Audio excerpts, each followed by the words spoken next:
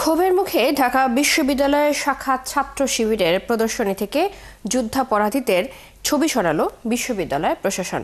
এ ঘটনায় উত্তেজনা ছড়ায় ক্যাম্পাসে। পাল্টাপাল্টি অবস্থান নেয় বাম সংগঠন ও ছাত্র শিবির। তবে পরিস্থিতি স্বাভাবিক আছে দাবি বিশ্ববিদ্যালয় প্রশাসনের। আরও জানাচ্ছেন রহিম রুমন।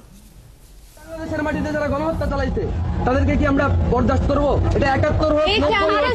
বাম সংগঠনগুলোর ক্ষোভের মুখে জুলাই অভ্যুত্থান নিয়ে প্রদর্শনী থেকে ৭১-এর যুদ্ধাপরাধীদের ছবি সরিয়ে নিয়েছে ইসলামী ছাত্র শিবির। এ সময় সেখানে উপস্থিত ছিলেন বিশ্ববিদ্যালয়ের প্রক্টরিয়াল টিমের সদস্যরাও। এই ঘটনা ঘিরে উত্তেজনা ছড়ায় ঢাকা বিশ্ববিদ্যালয় এলাকায়। বাম সংগঠন ও শিবির টিএসসিতে পাল্টাপাল্টি অবস্থান নেয়। স্লোগান দিয়ে টিএসসি ও এর আশপাশের এলাকা প্রদক্ষিণ করে বাম ছাত্র সংগঠনগুলো। গোলাম আজম এবং সাঈদী এবং নিজামীর ছবি সহ সেই স্টেন্সিলটি এমনভাবে টানিয়েছেন যাতে সেটি বাইরে থেকে দেখা না যায়। তো ভেতরে যারা আসলে দেখতে আসতেছেন তারাই আসলে সেটিকে দেখতে পাবেন। এইভাবে আসলে তারা যে ঢাকা বিশ্ববিদ্যালয়ের শিক্ষার্থীদের চোখ এড়িয়ে তাদের যে ন্যারেটিভ, সেই ন্যারেটিভটিকে যে প্রতিষ্ঠা করার একটি প্রবণতা, সেই প্রবণতাটি আমরা লক্ষ্য করি। এবং এই যারা দেশের মানুষের সাথে বেইমানি করছে, এই মানুষগুলাকে আমরা যেমন ২৪ স্বৈরাচারী শক্তিকে কোনো জায়গা দেয়নি, এদেরকেও আমরা আসলে কোনো জায়গা দিতে চাই না এবং এদের বিরুদ্ধে আমাদের আন্দোলন সংগ্রাম এভাবে আসলে জারি থাকবে। অন্যদিকে টিএসসির মূল গেটে অবস্থান নিয়ে তালা দেয় ছাত্র শিবির। এদিকে বিশ্ববিদ্যালয় কর্তৃপক্ষ বলছে পরিস্থিতি তাদের নিয়ন্ত্রণেই আছে।